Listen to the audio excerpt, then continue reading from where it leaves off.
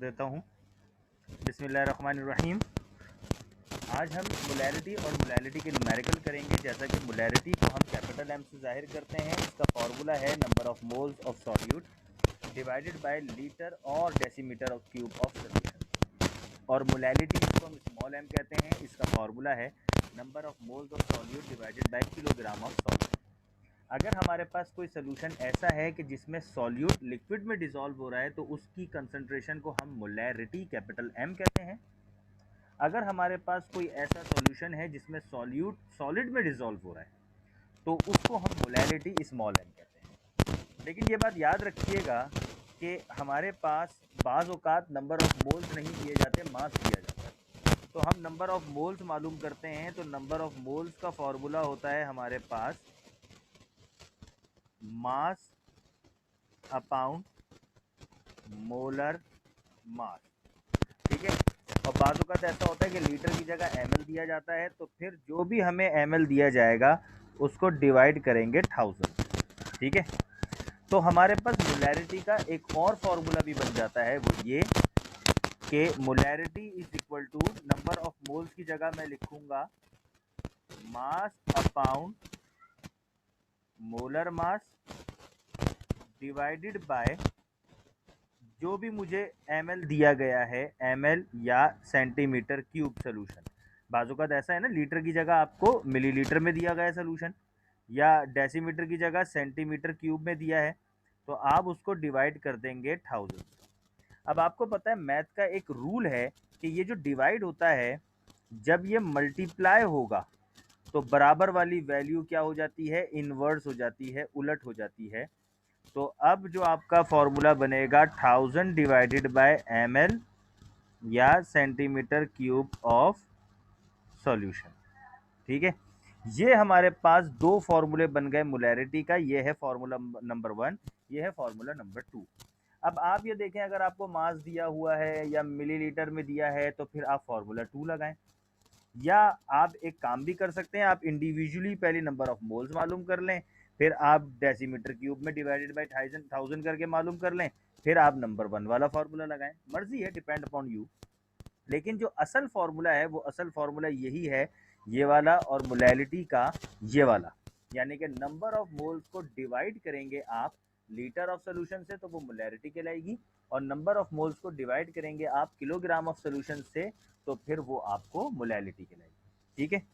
अब हम कुछ न्यूमेरिकल्स की तरफ नज़र दौड़ाते हैं ताकि हम न्यूमेरिकल हमारे समझ में आ जाएगा तो फिर हम उसको आसानी से।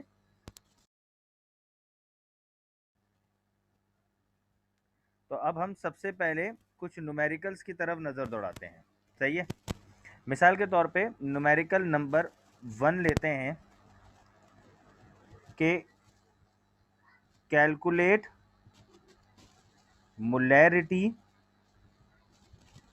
Of 5.2 gram of NaHCO3 in 500 ml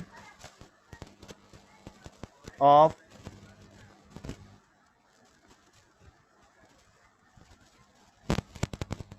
solution. ये एक हमें सवाल मिल गया, इस सवाल में हमें मोलैरिटी मालूम करनी है और NaHCO3 का हमें मास दिया गया है और वॉल्यूम हमें दिया है 500 ml। चलें भाई, इसको सॉल्व करते हैं।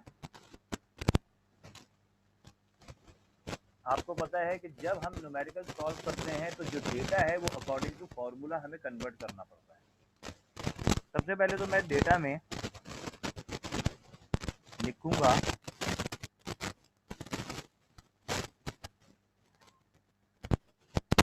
Molarity capital M is equal to question mark, क्योंकि मोलैरिटी मुझे मालूम करनी है।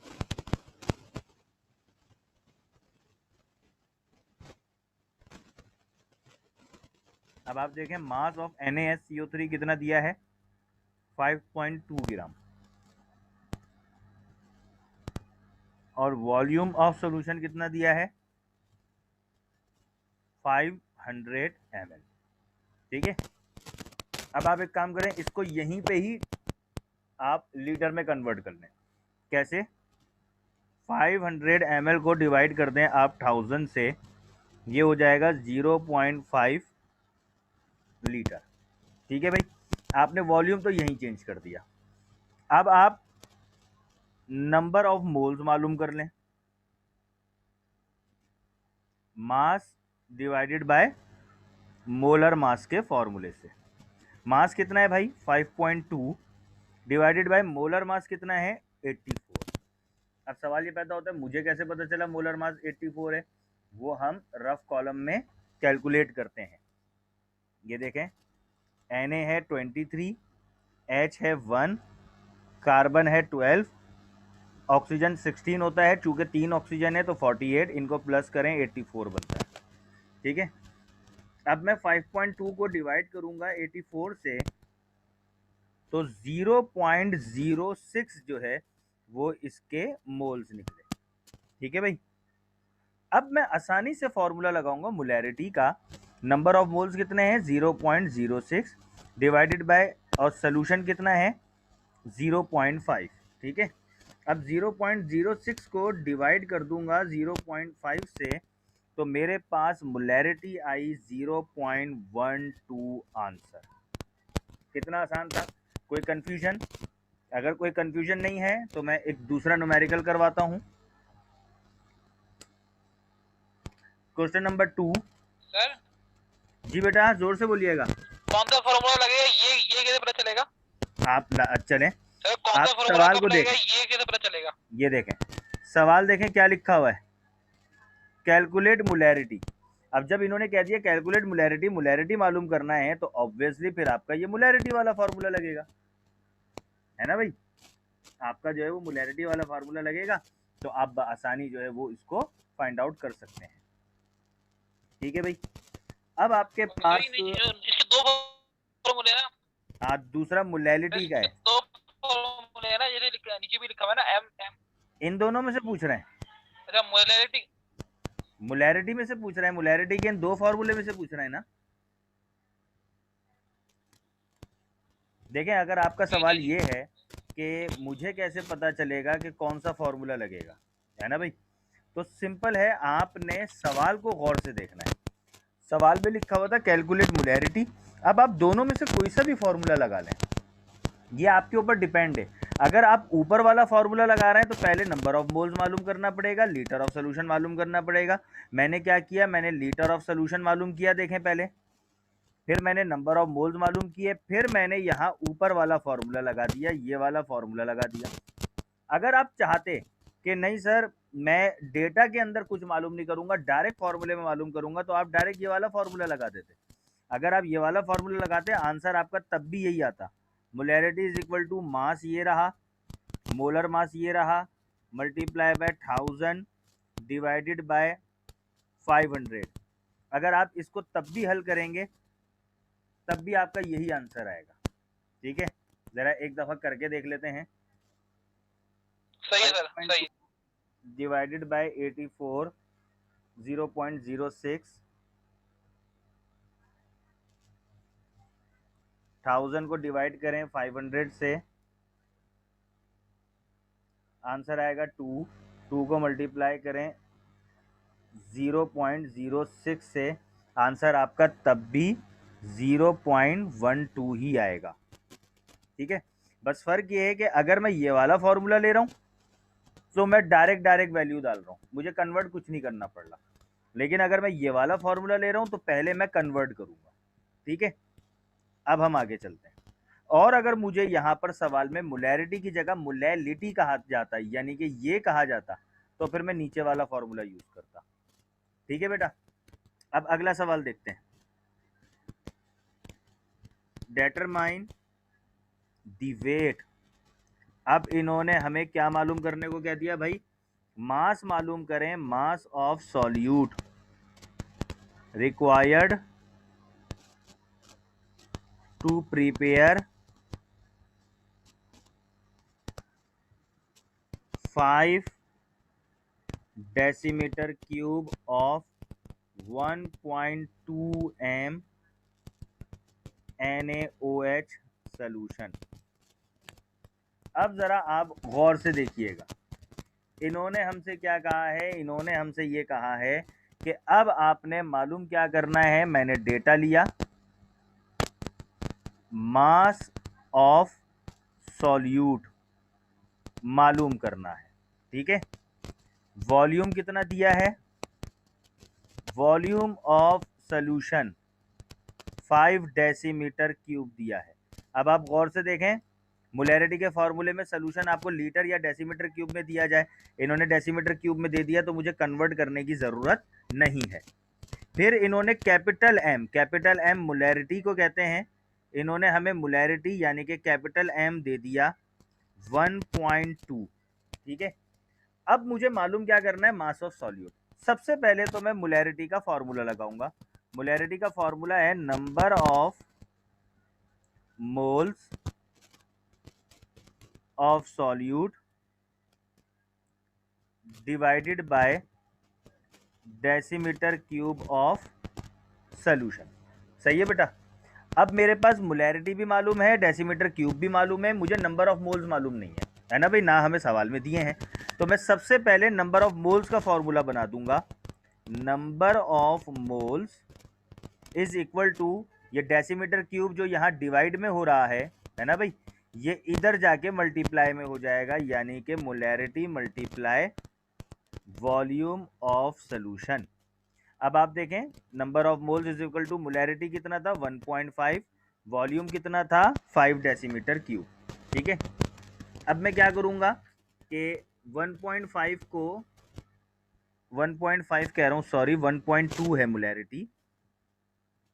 अब मैं इस 1.2 को 5 से मल्टीप्लाई करूंगा तो मुझे नंबर ऑफ मोल्स मिल जाएंगे, और नंबर ऑफ मोल्स कितने होंगे, कैलकुलेट करें, 1.2 को 5 से मल्टीप्लाई करें, 6.0 मोल्स। अब मुझे मोल्स पता चल गए, ठीक है। लेकिन क्या मुझे सवाल में मोल्स मालूम करने को कहा था, नहीं, सवाल में तो मुझे मास मालूम करने को कहा है। यही देखें, डेटा के अंदर भी हमने यही लिखा है। अब मैं क्या करूंगा, अब मैं नंबर ऑफ मोल्स के जरिए से मास का फॉर्मूला लिख दूंगा। Mass is equal to number of moles multiply by molar mass. ये चैप्टर नंबर 2 में ये फॉर्मूले पढ़ चुके हैं। और अगर आप ज़्यादा दूर ना जाएं, ऊपर देख लें, हमने ये नंबर ऑफ मोल्स का फॉर्मूला था। अब जब मैं मास का फॉर्मूला लिखूंगा तो ये डिवाइड हो रहा है, उधर जाके मल्टीप्लाई हो जाएगा, यानी कि number of moles multiply by molar mass. यही देखें, यही मैंने ये फॉर्मूला लगाया है। अब mass is equal to number of moles कितने निकाले आपने, ये निकाले थे आपने 6, मल्टीप्लाई मोलर मास किसका निकालेंगे, आप देखें सवाल में किस कंपाउंड का जिक्र है, NaOH का। तो NaOH का मोलर मास रफ कॉपी में निकाल के देखें, Na O और H, Na का 1 है 23, ऑक्सीजन का 16, हाइड्रोजन का 1, ये 40 हो गया। तो 6 को मल्टीप्लाई करते हैं आप 40 से, तो आपका मास निकलेगा 240 ग्राम, ठीक है। ये आपका आंसर आ गया, ठीक है बेटा। कोई कंफ्यूजन तो नहीं है, न्यूमेरिकल अगर आपकी समझ में आ गया तो अब मैं आपको कुछ न्यूमेरिकल देता हूं, वो आप मुझे सॉल्व कीजिएगा। ये आपका एक लिहाज से असाइनमेंट है, ठीक है। Question number 1, calculate mass of semi molar solution of Na2CO3 in 0.5 decimetre cube, ठीक है। अब जरा गौर से देखिएगा, इस सेमी मोलर का मतलब क्या है, ये मैं आपको दिखा देता हूं।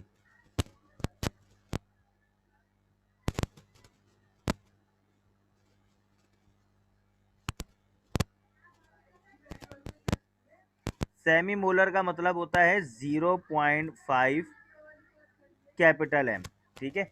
मोलर मोलैरिटी का शॉर्ट फॉर्म है, सेमी का मतलब होता है आधा, तो एक का आधा कितना होता है 0.5, ठीक है। क्वेश्चन नंबर 2 है,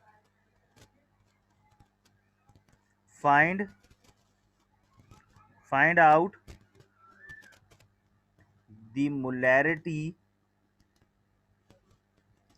of glucose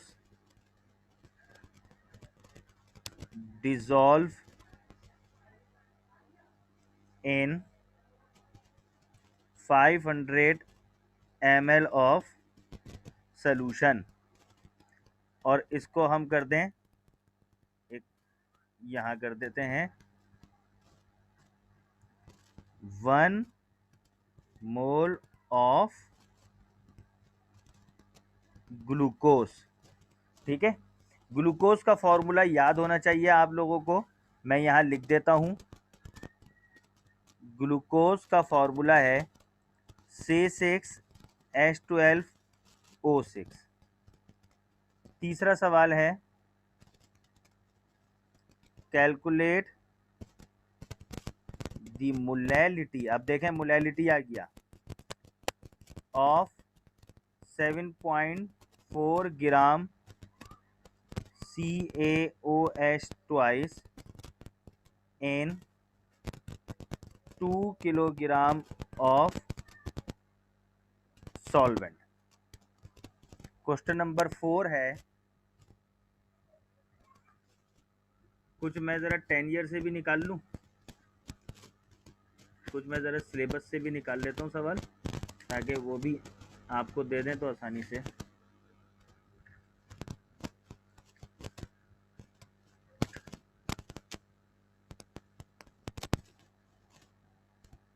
determine the weight,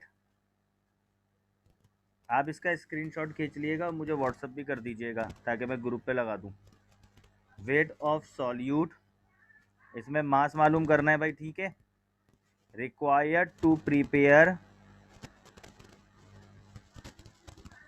5 decimetre cube of 1.2 small m NaOH। अब देखें स्मॉल m है, मोलैलिटी है, याद रखिएगा। क्वेश्चन नंबर 5 लें, आप 500 centimetre cube solution is prepared by dissolving 1.26 gram, volume भी दिया हुआ है, मास भी दिया हुआ है, कंपाउंड भी दे दिया है HNO3, ठीक है, NH2O, सही है। तो सॉल्यूट HNO3 होगा, याद रखिएगा। मोलर मास आपने इसका निकालना है। कैलकुलेट द मोलैरिटी, आपको मोलैरिटी मालूम करनी है, ठीक है भाई। अच्छा, एक और सवाल ले लें, calculate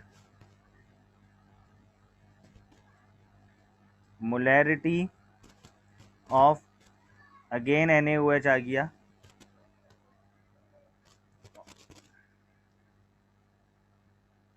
of 38.6 gram is present in 2.5 decimetre cube solution, ठीक है। एटॉमिक मास आपको बता देता हूं मैं, Na का 23 होता है, कार्बन का 12 होता है, हाइड्रोजन का 1 होता है, ऑक्सीजन का 16 होता है, कैल्शियम का भी जिक्र है तो कैल्शियम का 40 होता है, ठीक है। तो अब तक हमने आपको जितने भी यहाँ दिए हैं एलिमेंट्स, उनके एटॉमिक मासेस मैंने यहाँ लिख दिए हैं, ठीक है।